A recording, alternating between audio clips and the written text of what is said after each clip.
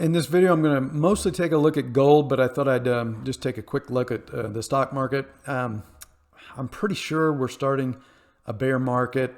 This was an intermediate cycle low, and you can see we've got a left translated and failed daily cycle here. At some point, we're going to have a bear market rally, a counter-trend rally.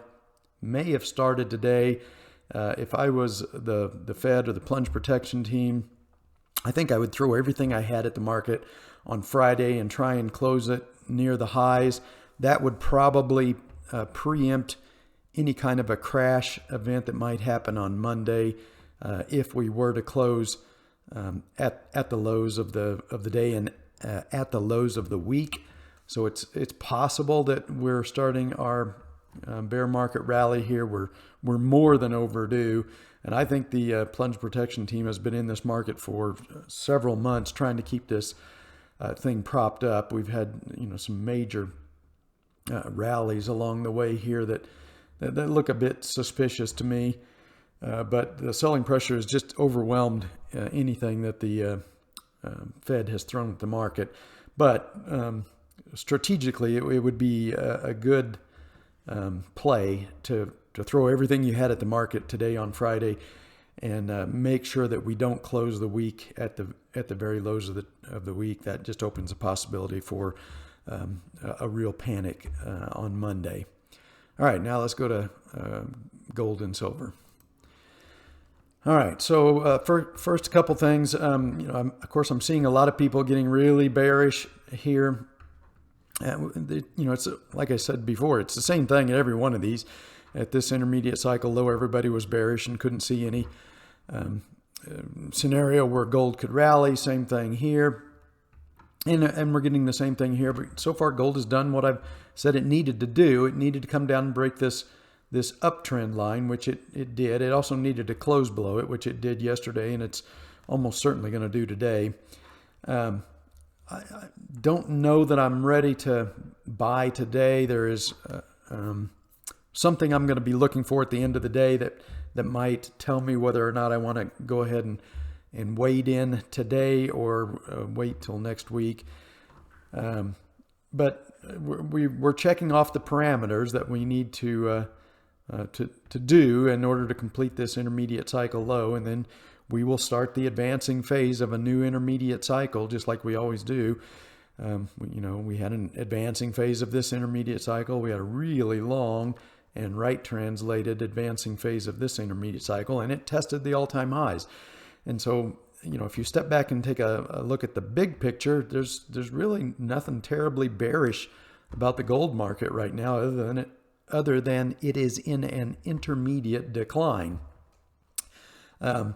We're making higher lows, so this low here did not drop below this low, and we're making higher highs. So this was an intermediate top, and we made a higher intermediate top, and we tested the all-time highs. And I don't think there's very good odds at all that this intermediate decline is going to continue down and make a lower low below this intermediate low here. I think it's going to bottom before that. I tend to think it's going to bottom. If it's not bottoming today, I think it's going to bottom next week. And I think it's going to hold above this intermediate cycle low. So we're still making higher highs and higher lows. And then we're going to start the advancing phase of the next intermediate cycle.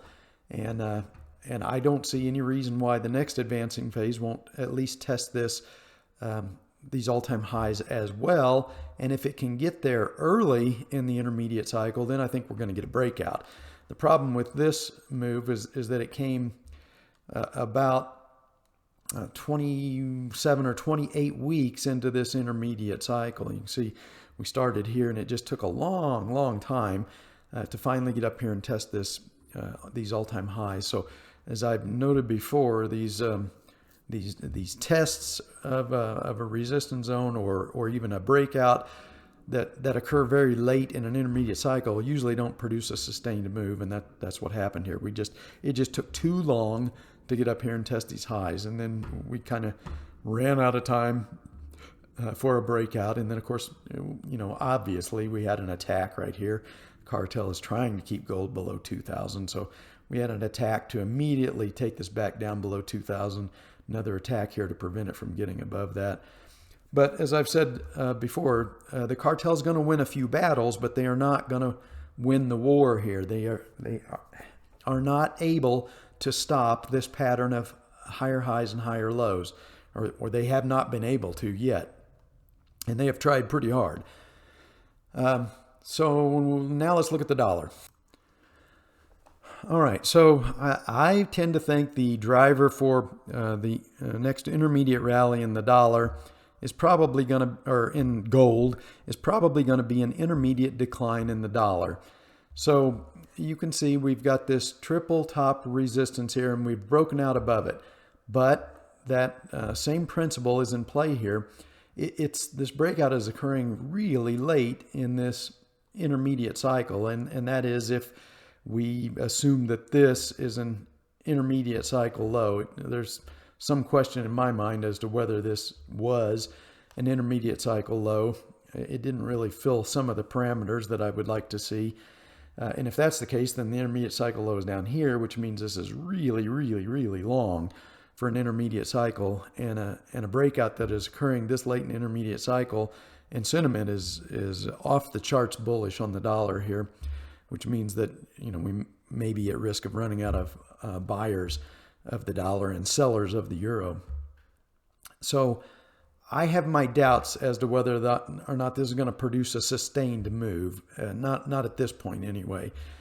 So this is what I'm going to be watching. We've kind of got a little reversal here, but if the dollar comes back down and drops back below this breakout level, you can see here it took about 5 or 6 attempts for the dollar to get above this resistance zone, and then if it can't hold this breakout, it comes back down and closes below it, then I'm going to say that we probably got an intermediate top, and we're going to have to go through an intermediate decline.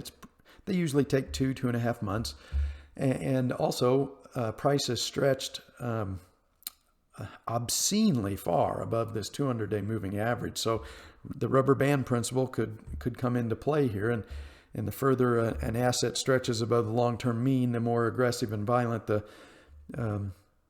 regression tends to be, as all the late buyers in this area here start to get stopped out. You start to get a spiral effect of stops that are getting hit because just too many people jumped on the trend late.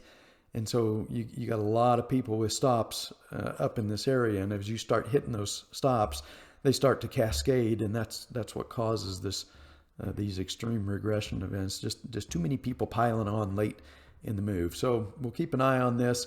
If the dollar drops back below this resistance, and now it should be support, then I'd say we've probably got a false breakout, and the dollar's probably starting to move back down into an intermediate cycle low. All right, now for silver, same principle here for silver. We've got a break below support, but it's coming really late in this intermediate decline. So any move back above this support and would now be resistance. So any move back into this consolidation zone would be an indication that this is a failed breakout that just occurred way too late in the intermediate cycle to produce a sustained move. And that would be a pretty good indication that we're starting the advancing phase of the next intermediate cycle in silver. And we came pretty close to my target. My target was between $29 and $30 for this intermediate rally, and we were 1 or 2 days away from that. We were starting to get that big move in silver right in here, but this was just the point at which the cartel came in and slammed gold back down below 2,000, and they cut this short. I think if we could have had 1 or 2 more days on that intermediate rally, I think silver would have at least tested this 29 level and maybe even tested that 30 level, which was the initial target for this. But it just so happened that gold got above 2,000 and the cartel jumped into action and stopped that move, and that also stopped the move in silver. So, but again, if we can get if gold can rally very quickly back up to test those all-time highs at almost 2,100, then silver's probably going to give us a pretty strong move too, and we'll have another chance to get up and test this $29 to $30 range. And again, if we can get there quickly, then we could finally break out of this sideways pattern we've been in, and then make that run to $50. But the move has to occur quickly in order for that to happen. And then finally, with gold being down today, the miners are up. That's a decent bullish sign. I'm going to look for one more thing at the close of the day, and I'll save that for subscribers in the weekend report, and I'll publish that before the close at the end of the day as to whether or not I'm getting that signal from miners that we're done with this intermediate decline, and now's the time to start buying. But I also think we could have a very nice move in the mining stocks during this next intermediate cycle as well. I mean, we had a really nice move during this intermediate cycle, but then of course the cartel just hit the miners and hit silver really hard, trying to take down the metals, which they did. A devastating move in takedown in miners and silver, but they did not get much of a takedown in gold, which leaves gold open to possibly test that 2100 zone pretty quickly during the next intermediate rally.